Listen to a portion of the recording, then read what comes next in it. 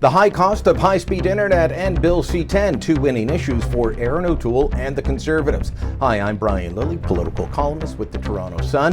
Well, as Prime Minister Justin Trudeau sprints across the country, campaign style, looking to force an election, looking for ways to get his elusive majority government back, he's left a couple of presents wrapped up and waiting for Aaron O'Toole and the Conservatives.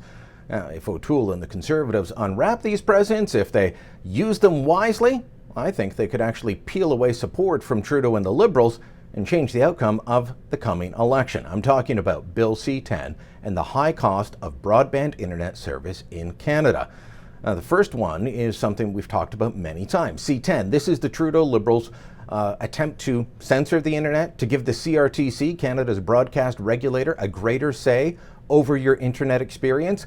It's not an exaggeration to say that if this bill does pass, it's currently stalled in the Senate, that everything from what you see in your social media feeds to what you listen to on Spotify or watch on YouTube can be controlled, altered, censored by the federal government. It's right in the legislation. It gives the CRTC that power to not only say that you've got to see more Canadian content, but the right Canadian content. Shawn Mendes or The Weeknd, if they write with an American artist for some of their lyrics or they record in the wrong spot with the wrong people, they could be deemed not Canadian content and you're not getting the right Canadian content. So in comes the government to make sure that you're watching their approved videos, listening to their approved music, making sure that what shows up on your Instagram or Facebook feed is government approved. This is right in the legislation, and it's why so many people are opposed to it. A poll conducted by One Persuasion for the True North Centre shows that 62% of people are opposed to this bill. That's 41% are moderately opposed, 21% strongly opposed.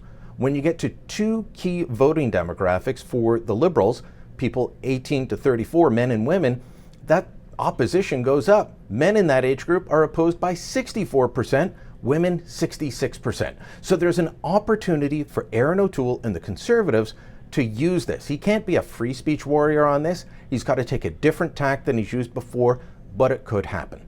Now, the second issue is the high cost of high-speed internet in this country. We do not have an awful lot of competition, and what little we do have is regulated by the CRTC, which just reversed the decision saying that the big guys, Bell, Rogers, and TELUS, had to be fair with their wholesale pricing. There was a lot of lobbying, including the chair of the CRTC, having a private meeting, a beer at Darcy McGee's pub in Ottawa with the guy who's now the CEO of Bell. And suddenly, this multi-million-dollar decision is reversed in favor of the big guys. That means internet costs will remain among the highest in the developed world right here in Canada, even though Justin Trudeau said he would fix it, that he would change that. Now, some market purists might say the Conservatives shouldn't touch this. Well, they've done it before. They tried to bring about competition with mobile phones, and it worked to a degree until the big guys bought them up. There are viable alternatives like Distributel, like eGate, like TechSavvy that are providing lower cost internet options in Canada.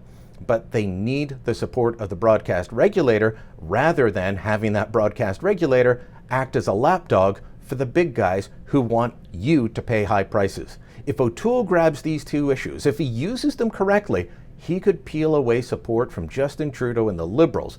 Campaigns matter. The polls may say one thing right now, but once voters start paying attention and they decide they may not like the guy that's in power now, the guy that they look to as the alternative has to give them a good reason to vote for them. And these are two good ones that O'Toole should take advantage of. Let us know what you think. Drop a comment down below, share this on social media, and make sure you hit the subscribe button.